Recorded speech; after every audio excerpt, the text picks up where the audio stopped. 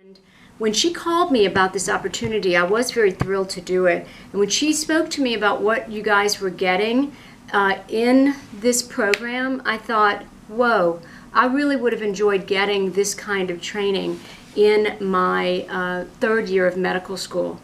Recently, I had the opportunity to go and speak to some fellows who were getting a one-day, maybe two-day version of sort of what you've been getting over the last, now I believe it's a 4-week course.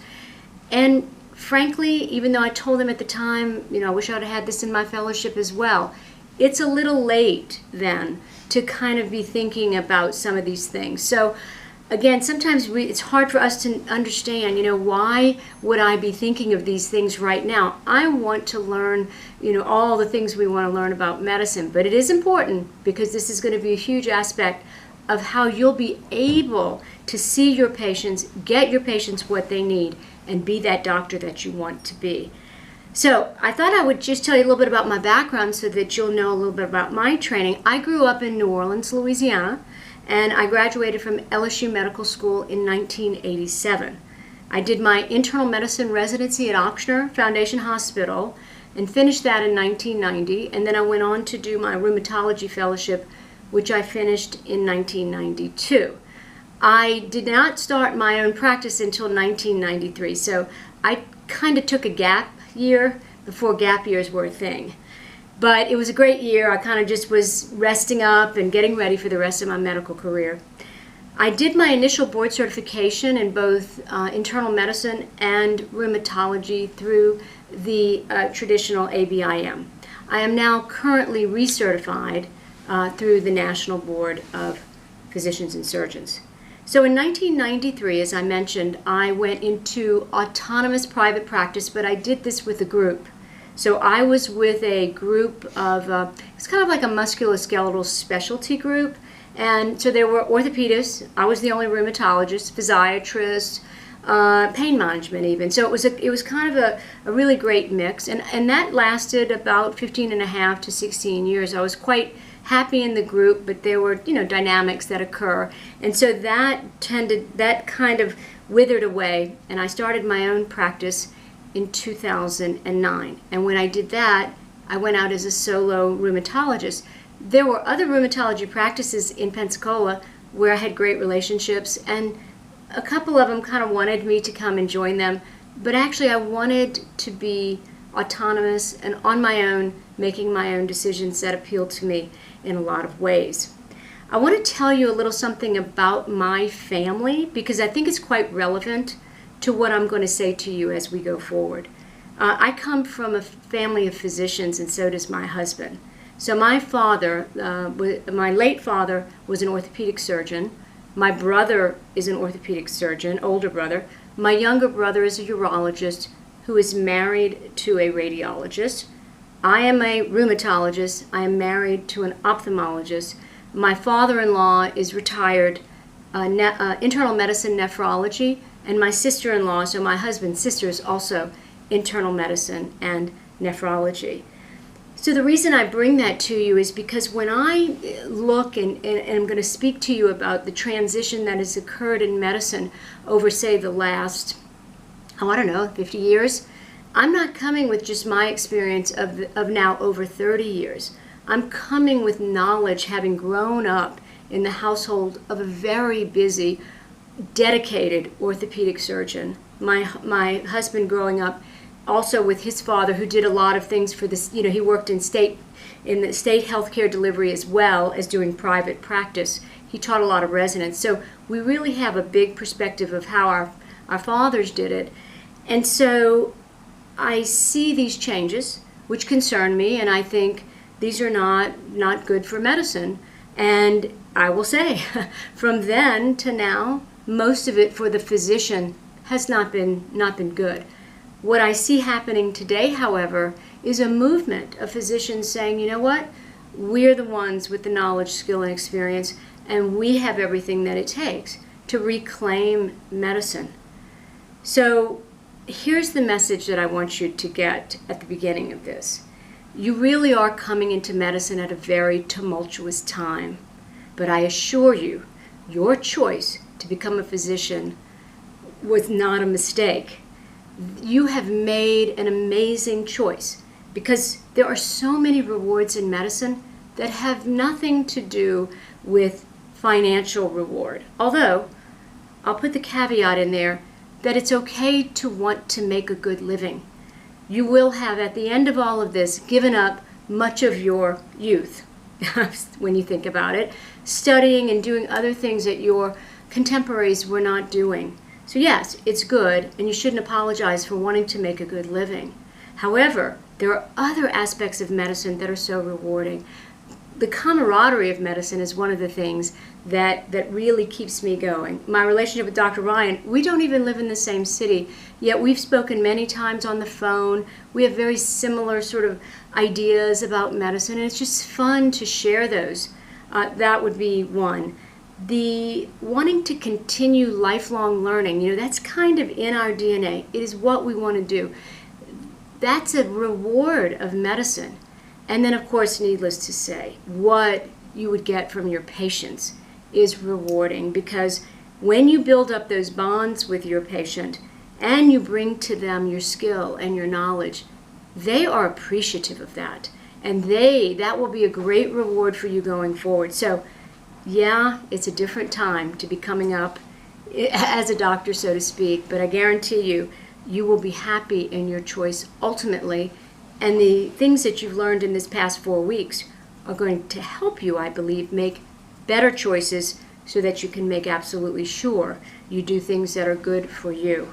And that's very important. So I'll tell you just a little bit about me and how I came to be where I am. I was the type of doctor for the majority of my career who went in. I was busy. I was a busy person. I had young kids. I just went in, saw my patients, did my work, always a good job. But then after that, I just went home. And I never, ever got involved in the debates about Medicare, about insurance changes, about any of that. I personally felt that the economics of politics of medicine could be handled by other people. Well, I think now very differently, because when other people handle the economics and politics of medicine, and you say, I'm not going to deal with that, all I want to do is do the academic side of it, which I agree with, that's very important, of course, then other people who are not physicians, do not have our ethical standard of our profession, don't even understand what it is, go in and make decisions for us that seem so counter to what we would do as doctors. And I've decided that was wrong track. So the issue, though, that kind of got me motivated would have been maintenance of certification. Very late in my career, by the way, so 2014 is when that all happened, and I was just outraged by this notion that my lifetime medical doctorate was going to be converted into a 2-year certificate. I just couldn't even, fathom the idea. So that really is a topic for another time. I'm not going to get into that. But what it did start in me was a kind of a reevaluation of medicine generally. And I came to understand the system that many doctors are living under right now as being a form of medical feudalism, where the physicians would be the present-day vassals and the administrators and the bureaucrats are going to be the present-day lords. And what happens is you go out there, as a good vassal would do, physicians in general, as a good vassal would do, and you do your work and you bring in all these collections.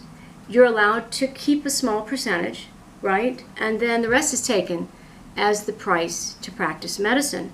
Now, why would physicians have given that over? It's really a good question to ask. And I believe it's because we were led to believe, and I think in some ways many practices did go through this, where the system has gotten so complex, again, because a lot of doctors were not involved in the decisions about economics and politics of medicine.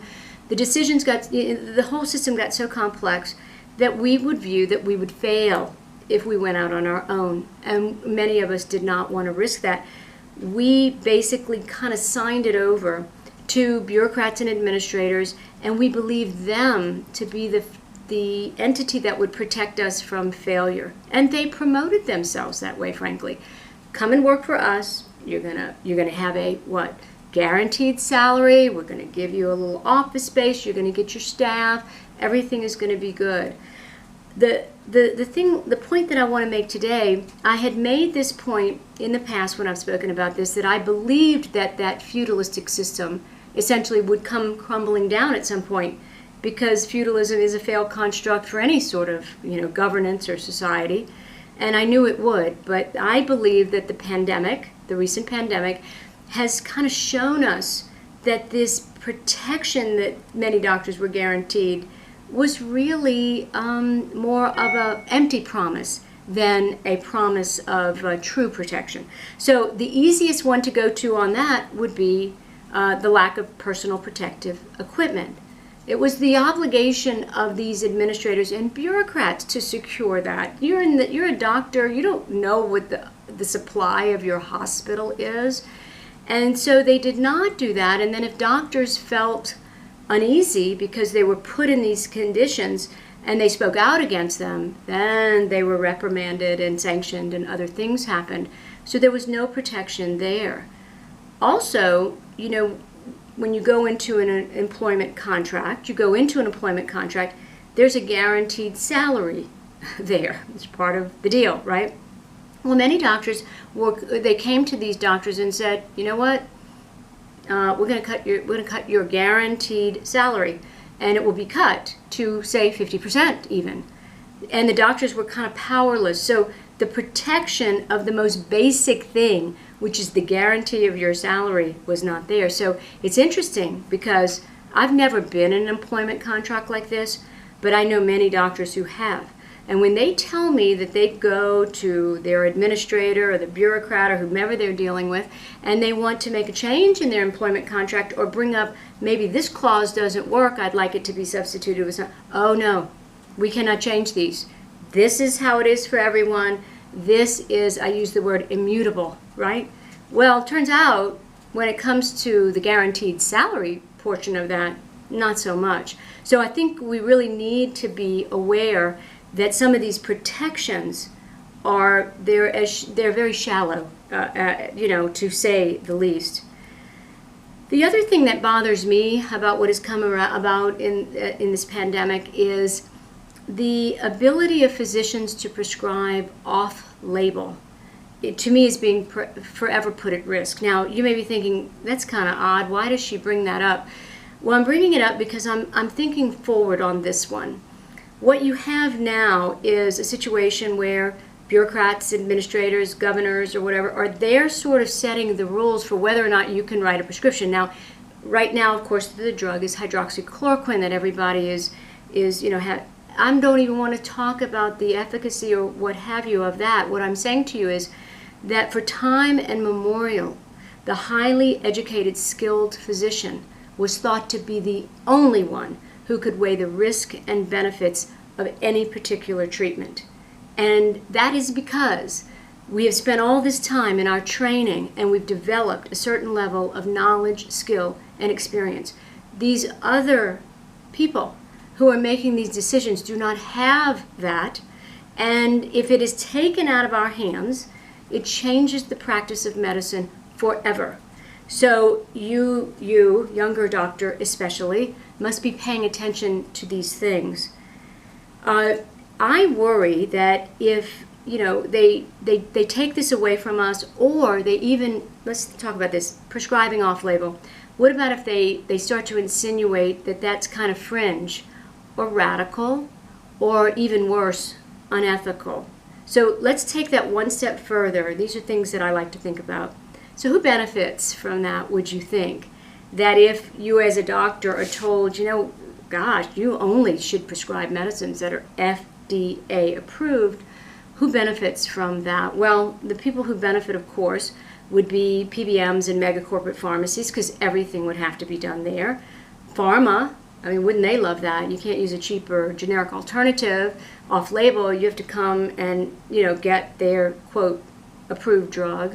And also government officials, because imagine if you could have a government official say, you know what, yes, we will allow this medicine to be written off-label, like we, the government, we or the government, the governor of any given state, and it becomes that's how you're able to use it. So again, I'm just saying to you, you should fight for your ability to make sure that you go to this knowledge base that you have, and people understand that you are the one trained to make these decisions and no one else is.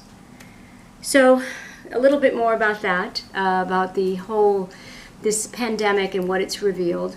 We talked a little bit about doctors who could be sanctioned for speaking out about PPE. Well, some of those doctors were more than sanctioned. Some of those doctors were fired. So we haven't been protected by hospital administrators, government officials, any of the rest, from doctors being fired for speaking out, and here's the key, the truth about what happened, okay? In our country, if I say something against another physician or a hospital system that is untrue, that hurts their reputation, that somehow is negative, well, they can sue me. They can sue me for slander. What they should not be able to do is fire a person for telling the truth, because it is a violation of the First Amendment.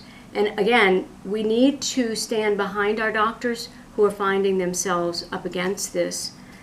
Just one last thing on this topic, and then I'm going to move to some other things. It's actually been stated that depending on the situation, that physicians could be drafted, the word, into any situation and work in whatever capacity that the bureaucrats and administrators deemed appropriate.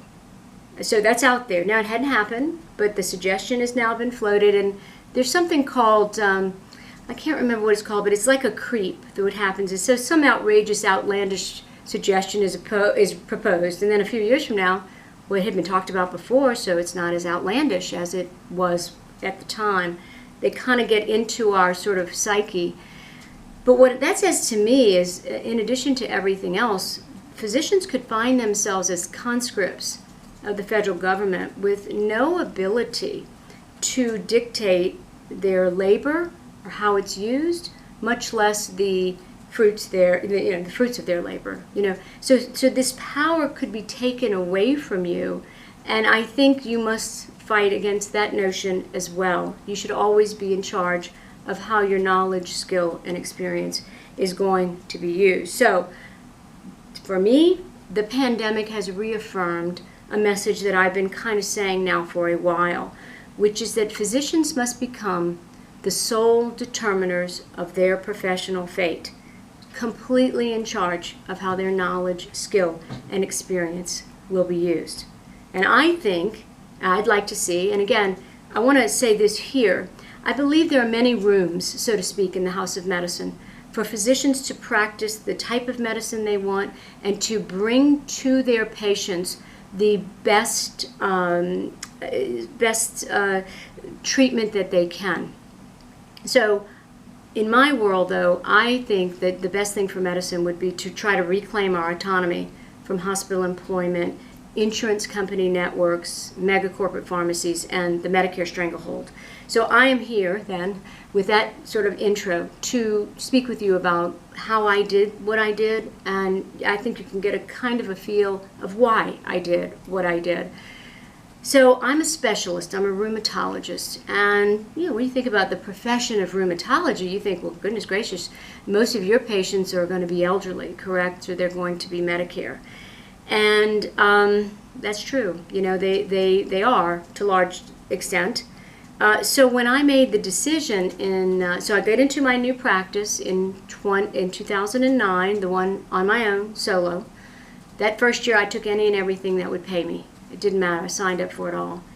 But in 2010, I stayed within the Medicare program, but I stopped accepting new Medicare patients into my practice.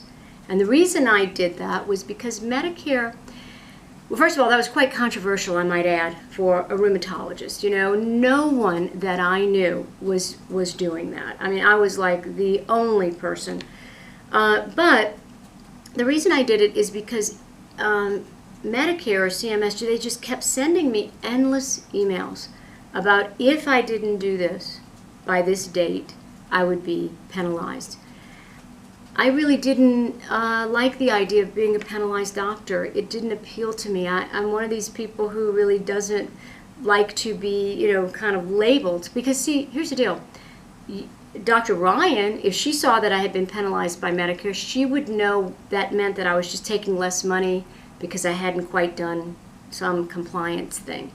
But what about patients? I mean, would they really know that you're you're a penalized doctor? What would they think that would be about? How would they know? And so I didn't want that. I didn't want, oh, she's penalized. Didn't want it. So I decided that I would, when those dates that they kept warning me about and those emails was coming around, I wanted to be as well positioned as I could.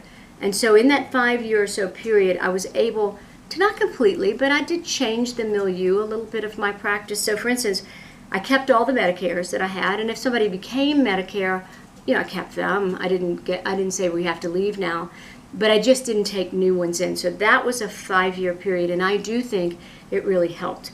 So in October of 2015, that's when ICD-9 transitions to ICD-10, okay? And the only reason I bring that up is because that's right when I was getting ready to opt out.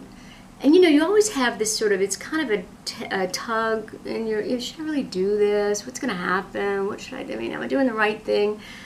Well, that was just a kind of a reinforcement that, if I don't get out now, it's going to be something else down the road. And sure enough, not far behind that was MACRA and MIPS, like very shortly thereafter. So that's how they do it in Medicare. They just bombard you with more stuff than you can even comprehend. So January of 2016, that's when I opted out of Medicare. And so you might ask, well, why did you, what was the thing that you didn't want to comply with? I think that would be a good thing to ask. Well, it's going to be hard for you all to understand this fully, but the government mandated electronic health record is what I did not want to comply with, primarily because of its inborn errors of functionalism. I don't know if y'all had gotten to inborn errors of metabolism yet, but what you know those to be are their inborn defects that result in the accumulation of toxic substances that interfere with the normal function or reduces the ability to synthesize the essential compound, which for me was a functional doctor's note. And so it was about the inborn errors of functionalism that I knew were never going to be fixed. And I said, I'm not going to do it that way, but I must clarify this before I go on. In my exam rooms, I have Mac computers. I just got an upgrade. They are big, fast, pretty, and they are just awesome. And so I use computers. But in my practice, because I am not dealing with the mandates, I have computers that actually aid me in seeing my patients. And I have, the most important thing to me, is a doctor's note that is something that I can go to and remember what was happening with the patient. And when I see them back, I get all the relevant information that I need. I receive these, 25 pages of electronic health record where sometimes I can't even find what I need in there. It's either not there or it is hidden because I just go through it all. It is so time consuming and so wasteful. And I don't want paper charts anymore because that's always the argument. Well, we can never go back to paper. I'm not suggesting going back to paper. But I will ask you this, and maybe Dr. Ryan can kind of agree, or do you think for a moment, let's just say that the government had never mandated electronic records in the office. Let's just take that hypothesis for just one moment.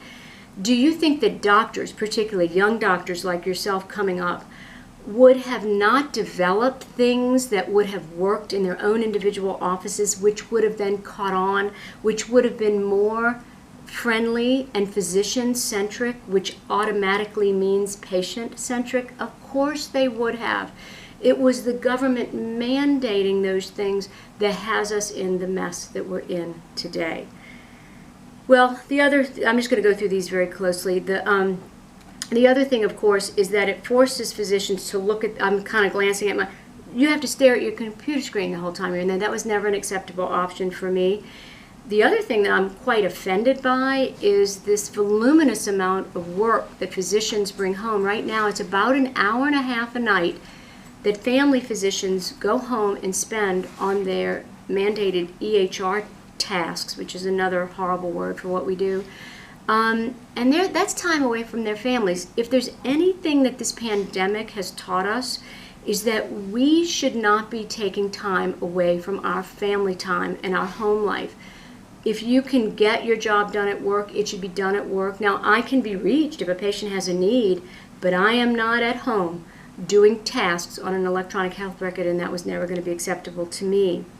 And the other thing that was against my sort of, medical religion, so to speak, was going to be this forced relationship, marriage, or toxic relationship, depending on how you think about it, of the physician to health IT, to these companies which are so, what's the term? They are just, they are unresponsive to the needs of the physician. For 10 to 15 years, doctors are saying, no, we need something better, we need something easier, and they never, ever produce it. And so there's an enormous amount of money spent on these doctors investing in them, and every 2 years you have to upgrade, and that's more money. But and the other, I'll just throw this in, they take 6 to 7% of your collections, and they put through the easy stuff that goes right through. If a claim doesn't go through, they throw it back to your office for you to work it out, meaning you have to have employees to do that.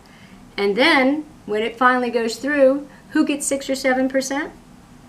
Health IT. So for me, that was a non-go. One of the main reasons too was I think Medicare bullies physicians. They bully physicians in this way. Let's take MACRA and MIPS. Just out of the clear blue, somebody has come up with something that really turns our exam rooms into laboratories of absurdity. You must do this, you must do that, you have to follow this, and then they just throw it on your lap. And it's, thousands and thousands of pages. And then they say, well, look, if you don't comply, we're going to audit you. We're sending out the RAC teams to come get you. We're going to call you a disruptive physician, and then we're going to penalize you. And worse yet, we might even go further with that. So for me, that was the main reason why I decided to do what I did. I want to take you through a little bit of how I did it as a specialist. So I developed, you've heard about models like Direct Care. You've heard about the Free Market Medical sort of Surgery Center of Oklahoma, their model. Mine, I felt like a little bit of a different goal. I wanted to incentivize chronically ill patients to get care in the clinic. What I didn't want, like for instance, if your prices are too high, what would that do? Well, you might have a patient who's flaring and they're looking at a $200 office visit and they're going, I can't do that right now. So their flare gets worse. That I want my patients to get the care that they need. So I call it fair cash pricing, and there's a built-in incentive.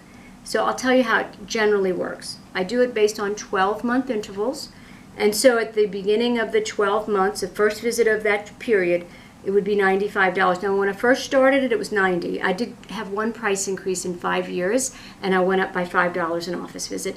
And I'm never planning to go above, I'm not going to a $100 office visit. I don't think it's necessary, and I like the way I have it right now. $95 first one. If you come in a second time, it's $90. If you come in a third time in a year, it's $80. You come in and it's $85 and then $80. And I'll see you as many times as you need to be seen in that 12-month period for $80. And here's what I'll tell you as future doctors. When you're seeing somebody pretty frequently, like they're having trouble, and you're really trying to just get them as maximized in their care as you can, sometimes those visits are pretty straightforward. So they need to get in, to have labs checked, meds checked, everything's good, but you've already seen them 4 or 5 times in the year. They don't want to linger, and you don't need to linger. So it can be really, really straightforward. So the more frequent that they come in, even if they're sickly, even if they're having trouble, I can do that quicker, and I know these people because they've been in 4 or 5 times in a year.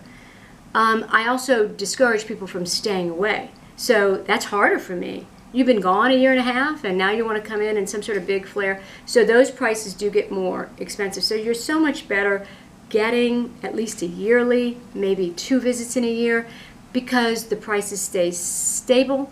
You're getting the care you need. There is no reason not to. And sometimes I have people who will lose their health insurance, and then they come in to see me after some period of time, and they've either gotten it back or they're just in such bad shape. And I tell them, because not everybody knows that I offer these fair cash prices, and I say, look, you never ever have to lose access to me. Here are the prices. And people look and go, wow, that's actually pretty good. And they're fine, they're fine with it. If I have somebody that I know needs to be seen 4 times in a year, I actually do like prepay. So it's like $320. I'll give you 4 visits in a year. Those are usually methotrexate type people who just coming in for lab checks, and they're actually pretty straightforward and to the point. So again, they don't need to be in there for an hour. I'm not like a primary doctor reviewing everything. If I have a flare, then I've got to take the time. If it's routine checks, and then we do our small talk. I have great interactions with my patients where I know them all, and I know about their families, and they know about my family. And so we have time for some of that too, and it's really been great. So I have had success. I'll tell you this. Right now, I had a little bit of a lull, in the collections of the first year, as you might imagine. But I didn't have to go into any of my personal money to pay my staff, my bills, and I did take some home. I just didn't take as much home. But it did not, was not where I had to go to my personal finances to finance my office for a year or two. And now I would say we're pretty much on on par for what we had done before. It's pretty equal now. Now I'm still in the insurance game, and that's the next phase of what I want to do, which is to go out of network. I don't really right now participate in HMOs or any of that, and I did recently get out of network with Cigna.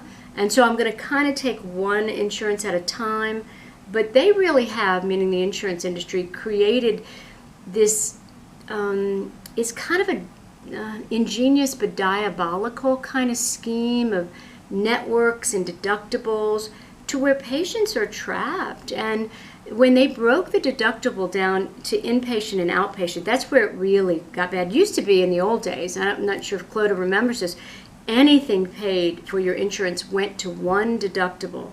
And now they've broken it down. So if somebody sees me on an as a non-participating, non-network doctor, then they have to start a whole new deductible stream. People don't really want to do that. They're working on their other one, trying to get it where the insurance will pay something, which, by the way, oftentimes is never met. And if it is met, it's met in November, right? So I'll tell you one other thing about that. What that does for people is, my husband being an ophthalmologist, many people will go the whole year knowing they need cataract surgery in February, but they're waiting for that deductible to be met.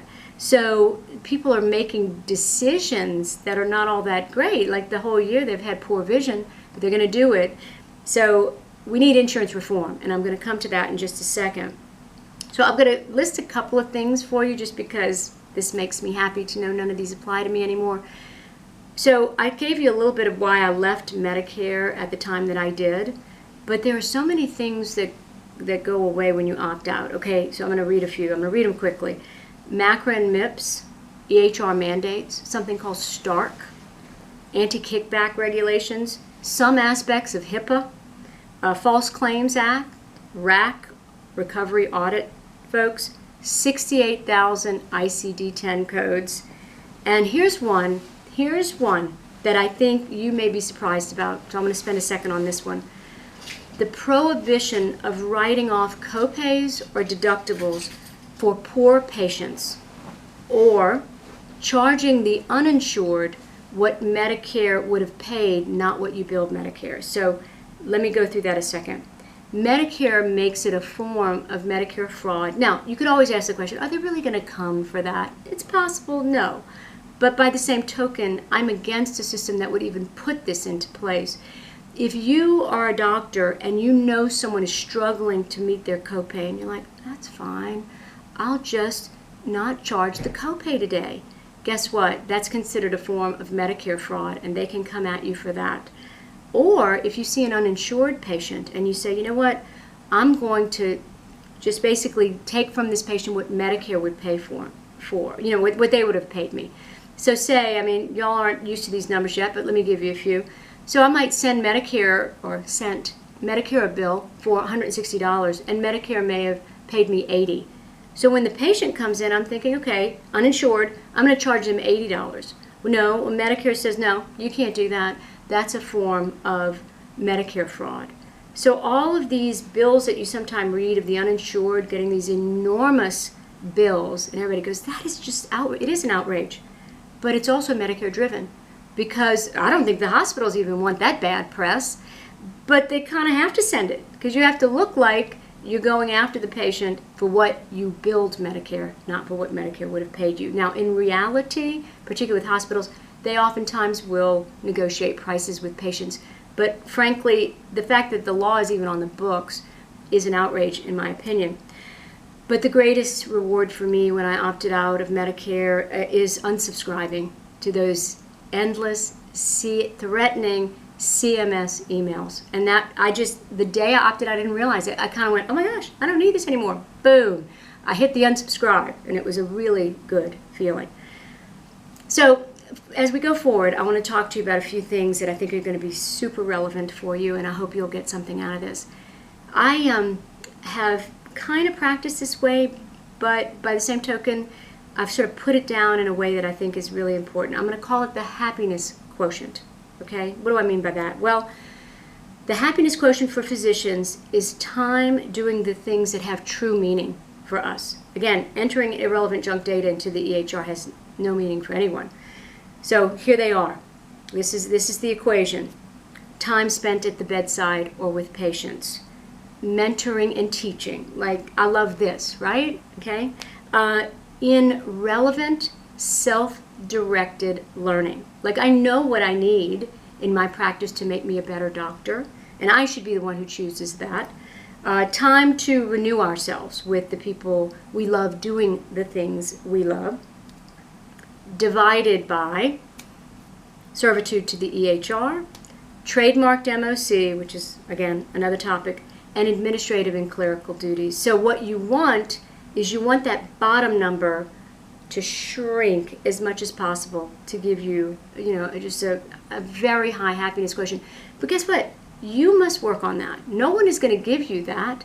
And so doctors need to focus on elevating their happiness quotient and not the happiness quotient of bureaucrats and administrators, which frankly would be the exact opposite. So I say we would once again love medicine, but you will forever love medicine if you do those things. So for me, I'll give you a quick example. For me, part of the happiness quotient was I don't want to work till, it's going to sound, till 6 or 7 at night. That doesn't appeal to me on any level. So I go in early, I work through lunch, and then normally I leave my office, 2:30, maybe 3, and my, maybe between 2 and 3. My office in theory closes at 3:30. So for me, I like to get home, and I like to do the things that are good for me, like exercise, put on the dinner if I'm going to cook that night, which that's getting less and less. But my staff, the office closes at 3:30. They also get to get home and do the things. So there's a happiness that flows through the entire office. And so that was important for me. But other people's happiness quotient might be something completely different. It really doesn't matter so long as you are doing the things that have meaning to you. And that is very, very important. So one thing I want to just kind of talk about briefly is our solutions. Like, I've just sat here and just laid it out. So the question is, do we have solutions for where we are? So I kind of divide this into kind of personal solutions and then broader things that we can do for the profession of medicine, because I think it's so important. You need to decide on what is important for you and focus on achieving it. For me, it was getting off early. Again, for you, it might be something completely different. But it's important to start thinking of those things right now. You can learn through your training what causes you to have uplift and what causes you to be down.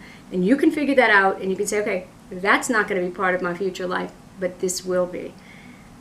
This is key. I didn't do this, but I think you should. You need to develop your financial mind at the same time you're developing your medical mind. It's super important to understand, because I believe that we're taken advantage of by that. See, it used to be so noble, to just be like, I'm not worried about any of that. I'm not worried about the economics and politics of medicine. I'm not worried about personal finance. Why would I worry about that? I have more important things to do. Well, frankly, if you want to live the satisfying life in medicine that you can, you got to do that. You got to develop your financial mind. And I would encourage you to start right now. One of the things that I think you should do is in your contracts, you should be able to protect your ability to leave wherever you are, but stay in the community. So, that gets at things like non-competes, right? So some communities, those are very relevant. Like we have non-competes and they can be enforced where I live. And some, they're not quite so relevant. But what I would say is that what you need to do is when you make your contracts, you need to do, like for instance, there have been a couple of things that have happened in my community. And I thought, you know what, if I was a doctor working in that circumstance, this would have been really rough for me to adjust to. So I'll share this with you and you can take it for what it's worth. We have a hospital system there that just sold out, or it was a number of years ago, to a major, nationwide hospital system. And so now you have people that are, running the hospital system from elsewhere. They kind of understand the sort of vibe of our town. So it's a colder place to work. They don't really have those relationships built up. And many people are unhappy. So when you do, and so I'll give another example and then I'm going to make the suggestion. When you do, another example is when we had a group in our, a number of them actually, who had employed physicians, but they had the original owners of the practice who were also doctors, who, unbeknownst to the employed physicians, sold out to private equity. Well, I don't think physicians should be sold along with whatever, the building. I mean, that's just me. I mean, I don't think this is a good idea. So I think you should put it in your contract that this is the entity with whom I am making the arrangement. If this entity changes, then at the bare minimum, you should be able to leave there and go practice within your community because there are a couple things that are important about that. One is, if you're doing and giving your patients what they need, which is high quality care and easy and timely access to you, your patients are going to follow you. They're not going to a certain practice or to a hospital system. They're coming to you. So it's important to try to stay in the same community, but also at some point in your life you can have other factors. You're going to maybe have bought a house you love. Like in my case, I love the house I'm in. Maybe you're going to buy a house that you love. Maybe you're going to have a school system that you want to keep your kids in. So you don't want to be jumping around, even though I realized your generation is a lot more malleable with things like that. And so in one way, it's very good. But you should always protect your ability to stay where you want to be. So those would be one. And one other, this is something I came up with, so I'm giving the I'm not a lawyer disclaimer, which is if you were in a hospital system and you were working for that and you were taking everything that they took, Medicare, Medicaid, all the insurances, and then you said, you know what, I want to go out and I want to do direct care or something like that, and I'm not taking any of those. I'm opting out of it all. And so the question then becomes, are you really in competition with them? And I would make the case that you have a case that you're really not. And so something like that could maybe be added in there to protect you. And I think that's super important. And then lastly, this is easier said than done, than I realize, is to lessen your debt that you accumulate in training. I mean, that'd be great if we all could. But if you do graduate with debt, then you have to live like you're a resident until you pay it off. So, because here's the truism, once you're free of debt, your opportunities expand tremendously because you don't have the pressures that you have when you're thinking, I got to pay this, I got this monthly, I got this. So you would be better off, and I know some of this has been discussed already, like if you have a functional car, don't go get a car note. Pay off your student loan. If you're in a small place and you can afford the rent, pay that, get that debt down, and then you're going to be debt free. You're going to be able to make your choices and you're going to be able to then go and get the nicer car. Although my advice, again, I'm not financial, would be financing a car is kind of probably a mistake. So buy what you can afford and try to do it that way. Now, as a group, okay, so those were kind of personal things you can do, is we need to encourage for us all to learn about all sorts of practice models. Again, getting to this, there are many rooms in the House of Medicine, right? We all can do our own thing. And so, you've been learning about direct care and, fair cash pricing hopefully today and all those other things. And, there are people out there who advocate other things. They advocate Medicare for all and things like that. So we all need to be communicating, but learning from each other.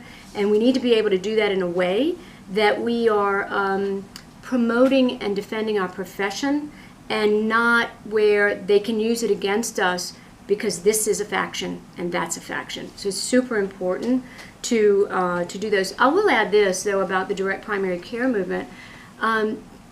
The direct primary care movement, they were very resilient during the COVID outbreak, and they didn't really suffer a downturn, and here's the key, they were able to take care of all of their patients, and it was so important because their model is different. And I think that is, just amazing. And of course, they were doing telemedicine before. Again, telemedicine, was cool. One other thing, they were doing wholesale pricing, and so they were able to save their patients a lot of money during these very difficult financial, times for a lot of people.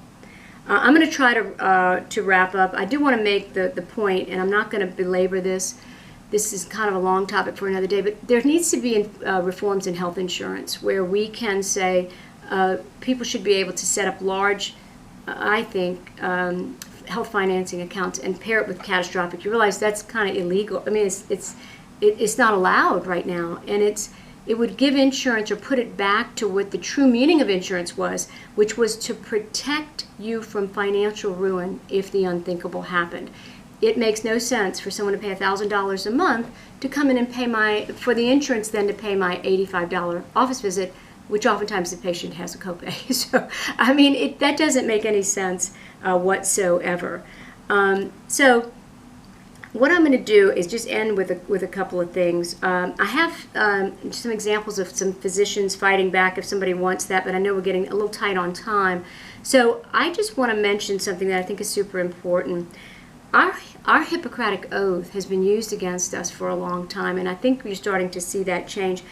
The bureaucrats and the administrators knew that we would never abandon our patients, so they threw every perverse incentive and torturous regulation at us, and we just basically took it, primarily because we kept saying we don't want to abandon our patients. But what now has happened is there are new practice models that have developed where we don't need that, and we can protect our patients at the same time.